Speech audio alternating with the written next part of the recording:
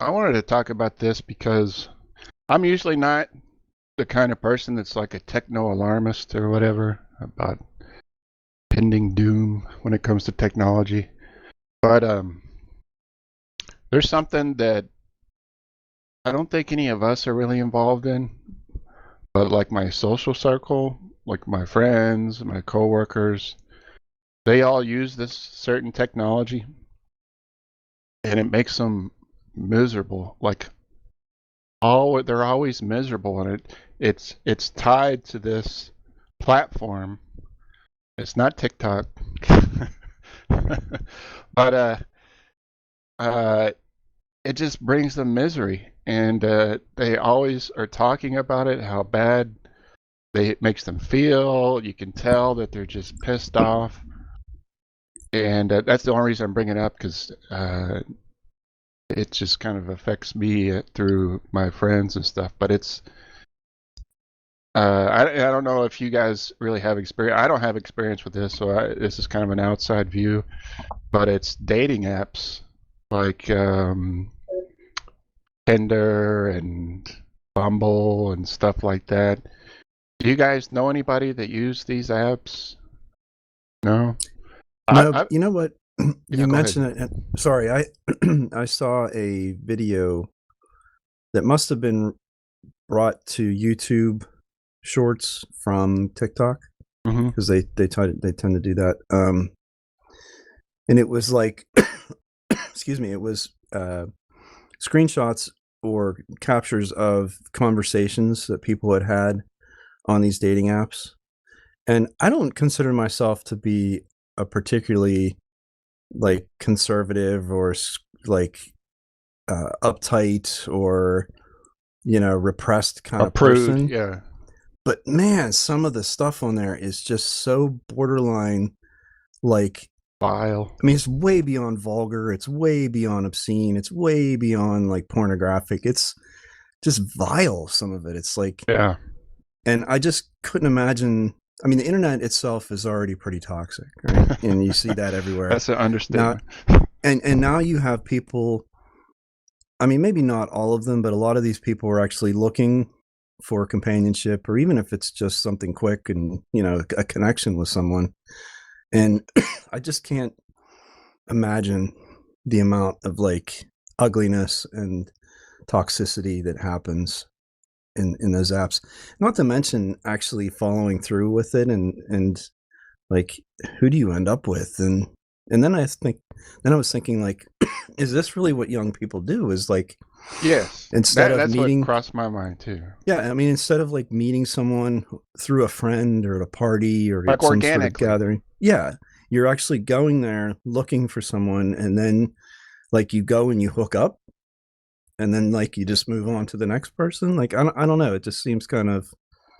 So, in past years, I would say people like us, I mean, not married and in relationships, but more tech-oriented people would be more drawn to apps like this just because it's technology and but I think now it's pretty much mainstream from what I was reading. Is like, up to 50% of, adults aged so and so use dating apps to meet people online now.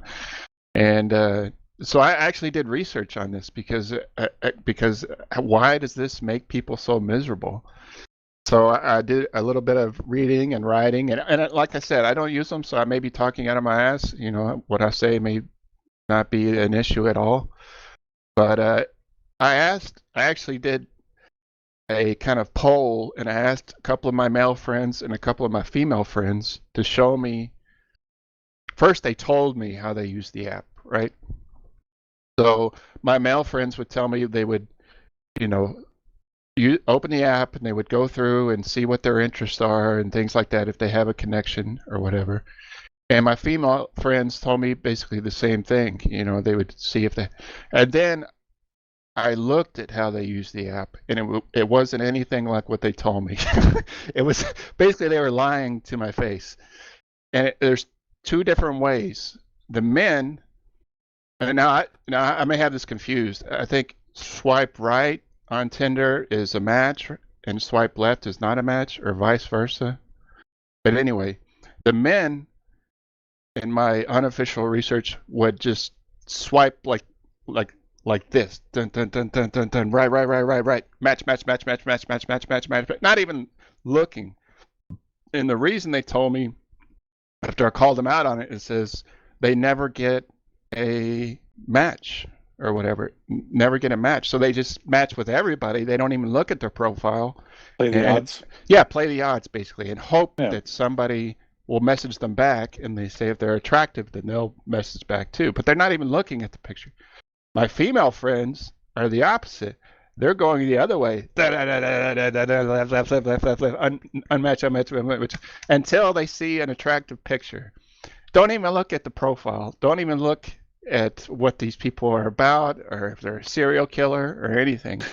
And they didn't tell me this, but I watched them use it, and that's how they use it. So they both use it in different ways. So I would say my first point when it comes to online dating is the odds are probably not in your favor. When I look at how people really use these apps, the men are getting swiped, are getting rejected by these women who aren't even reading these profiles. So they're feeling like crap. Like, okay, I'm never getting a match, and nobody's even looking at me unless you're really attractive, right? Meanwhile, the women are rejecting everybody, and then when they do match with somebody, there's a large chance that that picture isn't even that person, or it may not even be a person at all, or that person may be a piece of crap because they're not meeting these people in real life. So when they do make that connection, they talk to this person, then they get what Eric was talking about as far as these screenshots go, is just total vile, vulgar, just soul-crushing conversation, if you want to call it conversation. So that would be my first point, is the terrible odds. The next thing that I looked up are the pictures that people put on these things, are they an accurate representation of who is making the profile? And what I've found through talking to people and what I've read online is the answer is almost a resounding no. A lot of times it's not even the person that they put a picture of. That bad? Yes. I figured at the very least they just kind of doctor it up, or if you even look at some of your like friends and stuff on their Facebook profiles, half the time they'll do like the women will have like whatever like a million full makeup, or filters, it looks like filtered to hell. Yeah. So Yeah. I think they're realizing that the odds are so bad that just to get somebody to talk to you, that you need to put a picture of a model or somebody, and then hopefully you can use enough of your personality so that when they see you, it won't matter.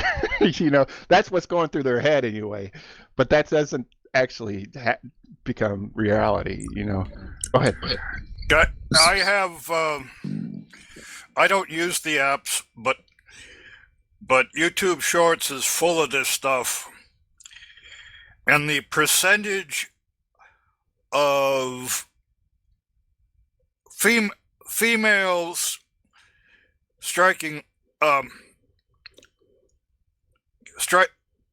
going right on these apps, it's a fraction of 1%. Right.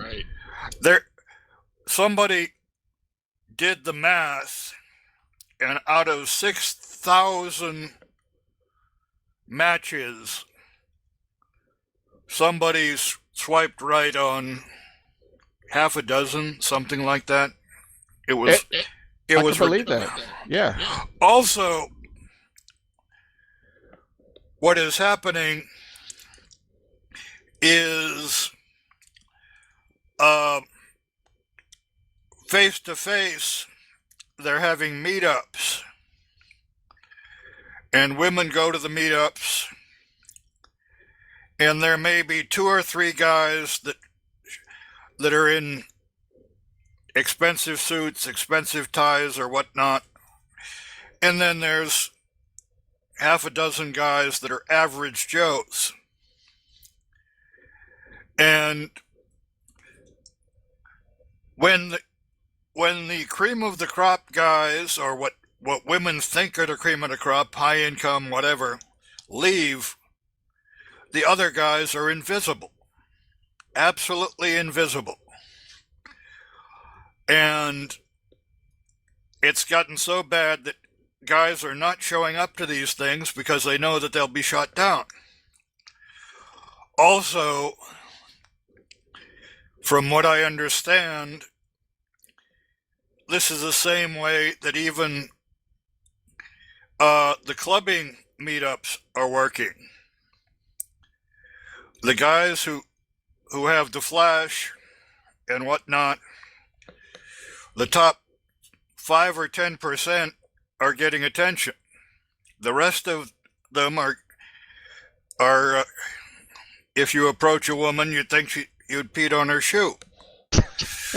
I mean, they're not only turning guys down, but the women are using their. If you approach them, half the time they try to turn you down in the most savage way. So, and then when these women get to 30 or whatnot, they're expecting guys to still be around, still chasing them for them to settle down. Oh, okay. Let me butt in real quick. I didn't mean this to turn this into a rant against women in general, mainly against the dating app phenomena. So I just want to make that caveat.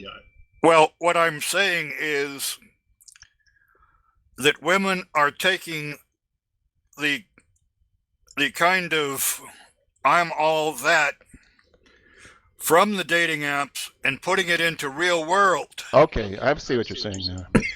So I'm saying the women who are getting all this attention from online, whatever, then they're going out and they're saying, gee, if I can get all this attention online, why should I settle for the guy, who's doing okay, but is not necessarily doing, he's, yeah, if you. So you're thinking that they're, in their mind, their value is raised by what they experience through the dating apps, and they take this into the real world. It's been proven that they do. Okay. Also, yeah, I see your point. Also, one of the things that these people, often young co-eds or whatnot, the guys that do get the attention, who are making 150, 100,000, 200,000, I mean, they go into whatever clubs or what have you, and yeah, they get the attention and they get the girls and whatnot, but the ladies also ignore the fact that when they're 30 or whatever, those guys will be going after this year's 22-some-year-olds, not the former 22-year-olds who are now 30. So a lot of these women are, they play the game, but they don't realize that just as they treat guys as dispensable, the guys who have the resources will be treating the ladies as dispensable, unfortunately. All right. Now, if you're a 30-year-old woman listening to this, I think you're still hot. You're still attractive. So don't worry about your market value or whatever, or 40 or 50 or 60. We don't discriminate here. So. Well, ages of the thing is that but oftentimes they believe that they'll get the same attention that they got at 20. Right. I get that. Also, I'm hearing some red pill here. Yeah, a little bit. but the deal is, yes, guys are out there who would love to date you, but they may not be the guys that you're used to when you were younger. And people, if you keep your sights at the same level, you're going to be disappointed, and you're still leaving the good guys on the shelf. All right, let's try to keep it to just the app part. I understand your point and what you're saying for sure, but I hadn't thought about how the app would influence a woman to act within the real world as well, but that is a good point. Do you go ahead. think do you think, or anyone think, that, I mean, first of all, it seems like it's a bit ironic that technology that's supposed to bring people closer together and allow collaboration and communication between basically anyone on the globe seems to have isolated people. Yes, in many cases. Well, especially in this case, I believe. I think that it has, I mean, this is my own opinion. Now, there's probably studies that either refute this or back it up. I don't know. But when it makes it so easy to see people, strangers, complete strangers, and just, it's basically a digital meat market that you're browsing. And, oh, I like this one. I don't like this one. I like this one. Why would you even go and try to date in the real world if you have this at your fingertips?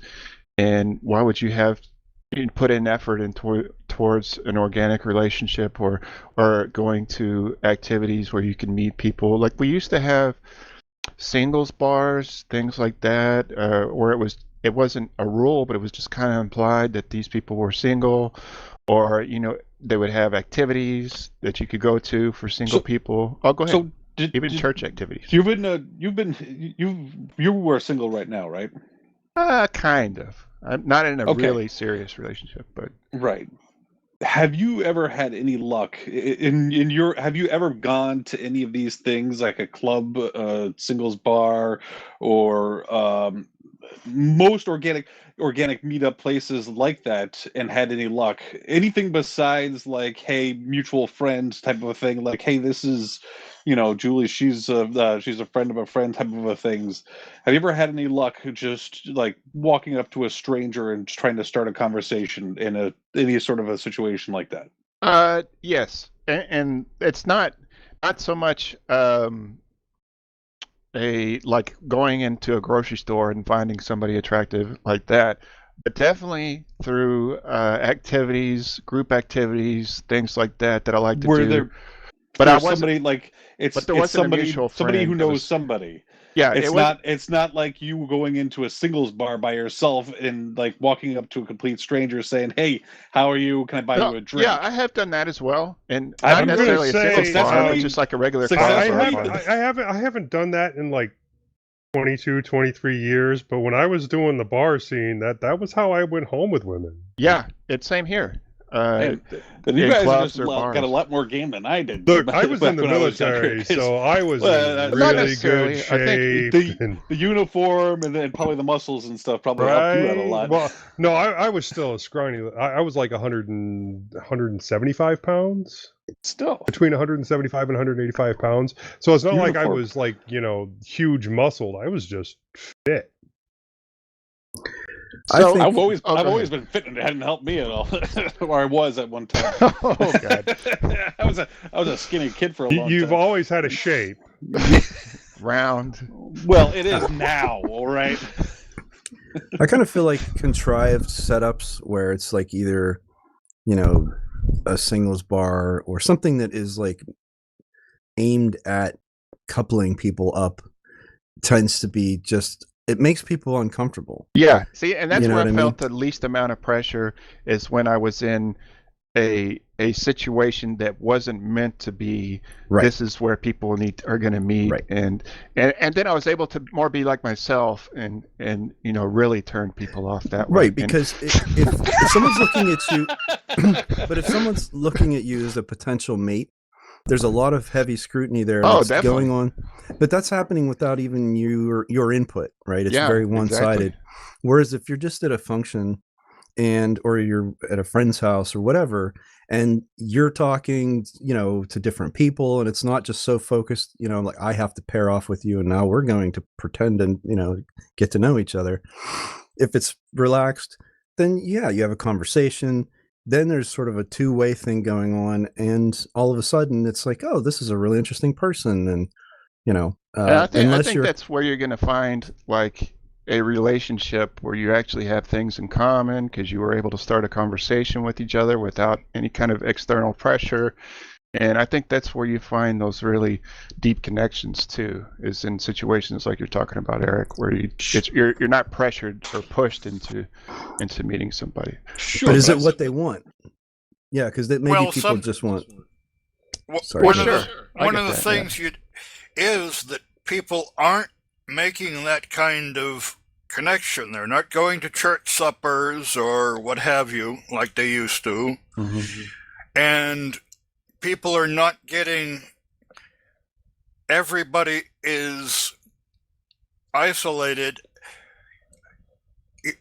Yeah, I think that goes back to Eric's point about a technology that you would think would bring people together has actually isolated people more as far as like personal interactions, maybe not so much meeting people around the world, but just like face-to-face conversations and things like that don't happen as often, probably due to online culture. Sure. And how many times when people today are in a face-to-face situation, they get an alert on their phone, and suddenly the phone has priority over the person you're in front of. Yeah, that happens to me sometimes. I see people that I talk to, and I'm just like, have you ever never heard of like, manners or anything? I think it's easy. Etiquette, Right. I think for especially for us that are a little bit older, we had to evolve or develop a decorum around those devices, right? I mean, we knew that it was rude sort of inherently, whereas it's so normal for most people, let's say 35, 30 and younger, mm-hmm. To just be on your phone. It's been normalized. But I can remember going to dinner with my family when I was in IT and had a pager or I had a real reason to be checking it, not just like wasting time, and getting that look like, what do you think you're doing? You can't do that at the table. It's rude. And I just don't think that really exists anymore. But I mean, even my wife will do it sometimes. I'll be talking to her and she'll just pick up her phone because something buzzed. And well, I have family members that do the same thing. What happened to Eric? Oh, he froze for a little bit. Still frozen. So, it's just like, what is? There you go. Blinking in and out, buddy. Okay. Heck, I do a lot of YouTubing, and the YouTube creators, hey, whatever they're fixing or whatever, you always hear is that the phone in the background. There you go, Eric. We see you now. Do we? Yeah, you can't see it. I see him. I see the same frozen picture. Oh, no, he it's came moving back around. It got a little choppy there for a second. Yeah, but it's moving. a little bit choppy. So, what is the difference between, besides just the face-to-face, between like a Tinder and like a singles bar? Okay, I'm glad you asked because I got a couple of more points. Oh boy, here we go. I did some research because it seems like that's basically the same idea. It's trying to You would force think people so. in together, right? But there's some nefarious shit going on here that I did some research on and I found out about. Well, hold on a second. What? Okay. Before you launch into this, Okay. and I'm excited to hear what that is. Just what made you deep into the online dating scene? It's because I think because I'm an outsider but everybody I know Loneliness. is using this technology. No, I mean an outsider when it comes to Really? like online dating. Yeah, I just don't do it. I've never. It's never held an attraction for me, mainly because I think it's dehumanizing. But everybody I know, even people my age and older, are even my dad. He met his girlfriend through an Did he? online dating service. He actually Really? did. Which one did he use though? Oh, it's probably some kind of silver, for old people or whatever. But he has slim pickings because he lives on an island, on South Padre Island, and so there's not a lot. The dating scene Tinder. down there is not exactly for, popping. In other words, unless you're a spring breaker or something, and he's in his late 70s. So, oh shit, did Honky just? No, I crash? just reset it Oh, okay. because So, Eric had been frozen, so I just had to reset it. So anyway, Sorry. so yeah, that's why, because and it doesn't bring them joy. It brings them absolute misery in the majority of cases. Is your dad miserable? Didn't he no. find his girlfriend there? He found his girlfriend there, and he is an outlier. Now, I'm not going to say what I think about his girlfriend in a public forum like this. I'll tell you after the show, and what my whole family thinks about it. But anyway, so that's what it was. Is I was just curious, natural curiosity, why people are attracted to this technology, and why do they keep using it when it makes them freaking miserable, men and women. Even though the women get all these matches, let me go into that real quick. So.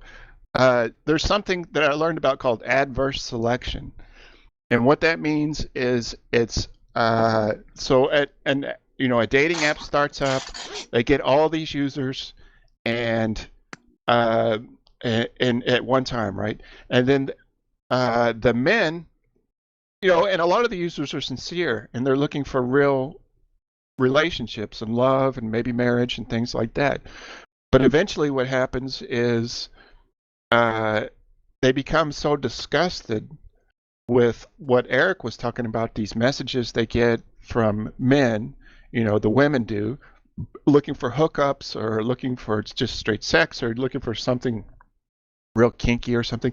And what I read, a lot of the men are getting redirected by bots or by women to OnlyFans sites or starting conversations and then start asking for favors like money and things like that and to buy them things.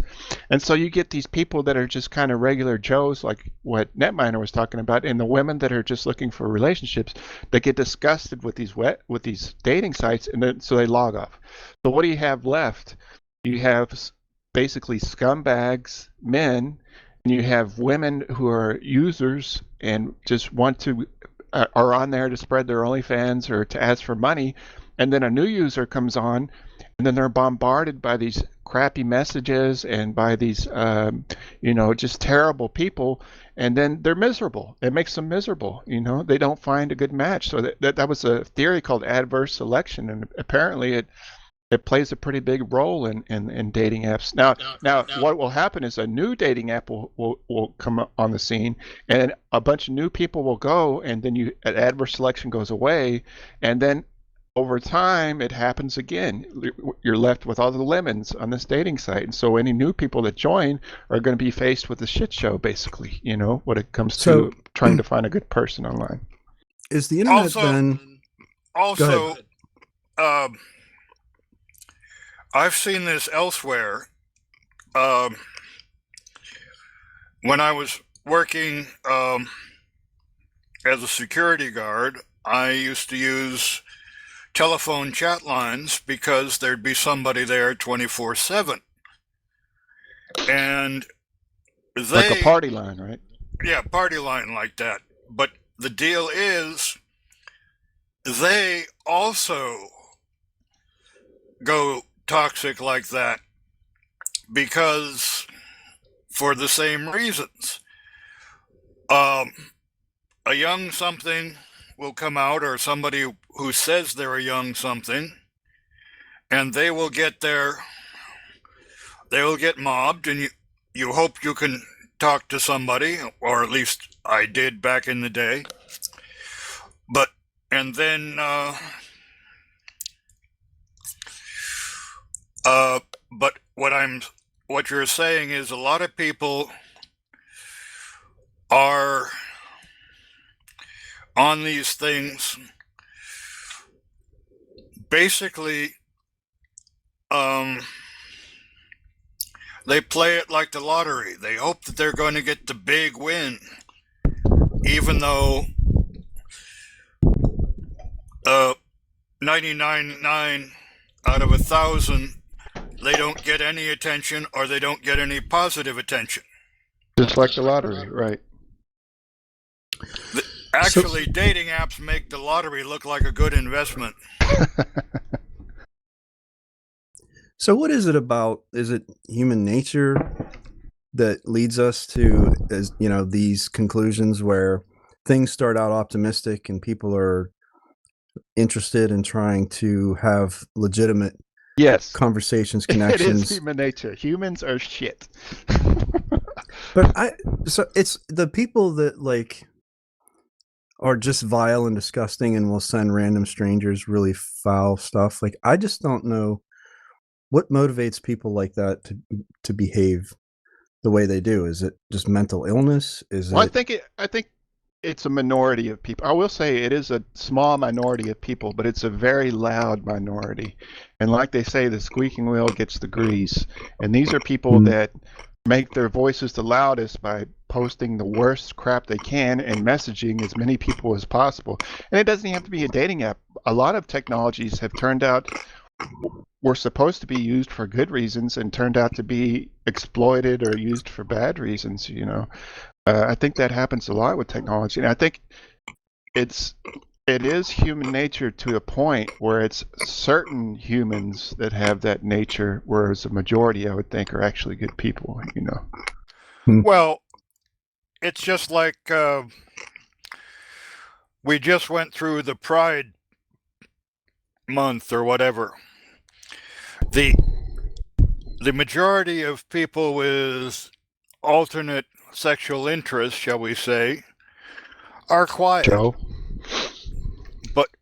But the ones that get all of the press are the ones who are flaunting everything or anything. And those are the ones who make the impression, not the guy who quietly puts Just on lives his life. interesting clothes on weekends in his own home. Well, I've seen people like decide that they hate an entire country because, you know, they met someone from there who turned out to be an asshole, or they read a news story that might not even be true about somebody from that country or something that happened. You know, some people are just easily influenced and biased towards the minority, you know, and that happens a lot. All right, let me put in this point real quick. I thought this was interesting. 45 of the top dating apps are owned by one company, and that's this company called Match Group, LLC. So, if you think that the tactics used on one app are going to be different on another app, as far as you will have better luck, you're probably wrong, because they're all owned by the same company. They're all using the same algorithms, and this company exists to make money. And so what happens when somebody finds somebody they're attracted to and they hit it off on an app and they stop using the app? Well, those people are no longer being served ads by the application that they were using. They're no longer a part of this online dating sphere. And it's in the Match Group's interest that you keep using the app. So this is just my conspiracy theory, but I would say that because it's in their best interest that you keep using the app, you keep being served ads, you don't uninstall it from your phone, that it's in their best interest to get you close to what you're looking for, but not to make an actual connection, not to connect you with somebody that you would fit really well with, because you don't lose one customer, you lose two customers every time that happens. Now, this isn't backed up by data. This is just my conspiracy theory, but it makes sense to me that they want to keep you on the line as long as possible so that they can continue to make money off of you. And plus, a lot of them even have premium services now where you pay to get noticed more often by people. And I don't know, maybe that's just conspiracy. Also, that means that they have no reason to block the assholes. What do you mean? They have no reason for someone to say, avoid this guy because of XYZ. They have no reason to police themselves. Because the nastier the environment, the more people aren't going to make the connection. Well, that's true too. Yeah, but I would think they want to control it at least somewhat so that you don't just drive people away, you know. So I've got one more point, and this is probably relevant to everybody here, and that's the privacy aspect of using online dating services. I don't know if y'all saw this. There was a news story that came out recently about Grindr, which is the gay dating app. Releasing the HIV status of users to third parties so that they could advertise to them. Not only advertise to them, but they were sending them mail for HIV drugs, HIV treatments, HIV doctors, and these users were seeing the sudden uptick in all this mail relating to a disease that supposedly only their doctors knew they had, but also the application knew they had it. So you got to remember that anything you post through these applications, whether it's personal conversations, you know, things like that, these go in a big database, and it may not be an individual person that's reading your secrets and things, but they're definitely being used to not only target you for advertising, but to build, you know, profiles on people so they can better manipulate you through the dating apps and things like that. So I think that's for me, that's the biggest worry as far as like using any kind of technology where I am encouraged to divulge personal information about myself. I would say would be the privacy aspect. So anyway, I took a deep dive into the whole dating app thing, and that's what I came up with. So these are my reasons not to use a dating app. Now next time I want to get, so I am discouraging you from meeting people through dating apps and things like that. I want to give what I think, we don't really have time tonight, but what I think are the best places to meet people who are like-minded nerds and stuff like us in real life. Where I have had the best luck and where I've met a lot of really good people, not just for relationships but friends as well. So I'll save that for next time. Well, the important part is that the founder is now a billionaire. Of course. So he made his American dream come true. Off the misery of others. Apparently the only independent dating app, at least as of this article, was Bumble. Really? So that's the only one that's not open or owned by Match? Yep. That's crazy. And it's because they have a history of the guy that owns Bumble apparently doesn't like the person that owns Match Group LLC or whatever. So, but I mean, does that mean Bumble's any better? I don't know. Probably not. Probably not. Yeah, I think they all use kind of, you know, I read another article. It's not as relevant, but it was talking about algorithms that these dating apps use, turning it into like a gaming experience, almost like a game to gamify the dating scene, so that, you know, they continue to send you notifications, and they'll be like, it won't be clear exactly what the notification is trying to tell you, but like it could be a match, it could be something else, just to get you to click on it. So they make it intentionally kind of, mystifying, obscured. Yeah. So just so that you will continue to enter the app, and that's another kind of addictive behavior that they program into these algorithms as far as dating apps go. I'll put a couple of links into the show notes too, articles I read. But anyway, I just wanted to bring that up because it's brings so many people misery in my social circle that I really wanted to try and understand, like, number one, why, if this makes you so miserable, why are you continuing to use it? And number two, what is the reason that it's making you, why is it making you miserable? So, and well, it's literally the de facto standard now. It is. I mean, it's totally normal. I remember when this first started, people were embarrassed to say that they met each other online. Now it's like it's normalized. It's no big deal. Yeah, I've been on several of those. I was on stuff that was social media that became dating stuff. Back when MySpace was new and things like that. Right. I tried finding pen pals online because I wanted to meet and talk to people around the world. When you mentioned Bumble, I tried to meet friends on Bumble, and there are a lot of women on there complaining that men aren't contacting them, and it's literally that's the whole point of that. Yeah, Bumble. Service women have to contact the men first, right? Yeah, isn't that their angle? Yeah. So I mean, there's people on there that don't understand that that's how it's set up. But yeah. Elle and I actually met on Tinder. We were looking for people from somewhere else in the world just to talk to. Yeah, I remember trying like chat roulette way back in the day for that same reason, because I thought, this actually seems like a really cool way to just randomly talk to people from all over the place.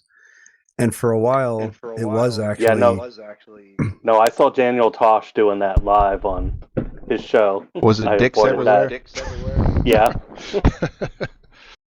Yeah, for a while, when it first came out, I think this goes along with what we've said about the dating apps, and Net Miner talking about the chat lines. Like, for a while, chat roulette and those types of services were actually pretty on the up and up. Like, they're but the first time I flipped through and then saw a guy with his junk out, it was like, okay, I think I'm done with this. So, balls. Oh, the whole package, baby.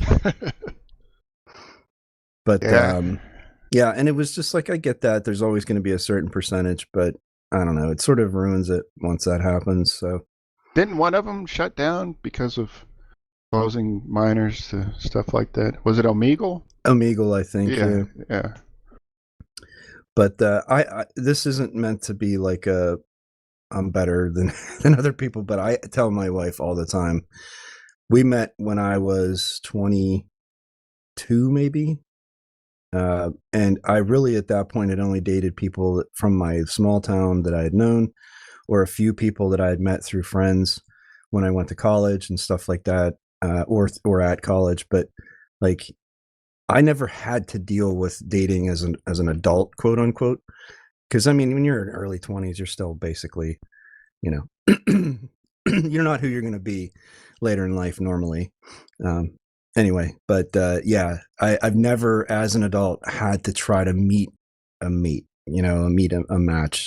or a partner. And I think the challenge for me would be that I am sort of really set in my ways and who I am and what I like and what I don't like. And not that I'm inflexible, but I certainly have strong preferences now. Whereas when I was younger, like, I feel like I was up for kind of new experiences, new adventures. Like, I wasn't so like, yeah, I don't know if that's just an age thing, but yeah, I feel very lucky to have not had to deal with, any of this, frankly. So, but I think that I don't think that my personality fits something like a dating app anyway. So I think I would have always tried to, meet someone through work or events or something in person. It's like buying a car online or buying. And I'm not trying to necessarily directly equate these things, but I like to, if I'm going to make a commitment like that, I would like to think that I would have some amount of time. Well, that definitely does not translate. But yes, something to that effect where I have some familiarity with yeah. That what you said about how your personality doesn't fit this type of format. That reminds me that we talked earlier about catfishing and photos that aren't you or photos that have been heavily filtered. There's a ton of websites I found that you just copy and paste openers to people and replies to their questions. That these sites are made especially for people that don't know how to have a conversation, that don't have social skills. And so when you meet in person, the girl or guy that you meet is going to be talking to somebody completely different than who they thought they were talking to, personality-wise. Now, looks is another deal, but still, there's just so many ways to fool other people on these apps that I think it's best just to stay away, Now, I'm not saying the internet isn't a good way. The internet itself isn't a good way to make friends. Like, we've all made friends through the internet and things like that. But I'm talking about the way these apps operate, specifically the way they gamify things and the underhanded tactics they use to keep people engaged and stuff like that. But anyway, yeah, it kind of dehumanizes too. I think it right? absolutely does. I mean, that's why I've never been attracted to any kind of apps like this. You're basically just a meat market, and especially seeing people actually use it on their phone, the way they use it compared to how they say they use it is completely different, So, that's just my thoughts. Yeah. That's interesting. Yeah, I don't think I've seen anyone use any of those apps. Although I'm surprised you haven't, because you're in the IT world too, and it's especially prevalent from my experience with people in the technology sector to be more likely to use apps like this than meeting people through, organically or in person. Yeah,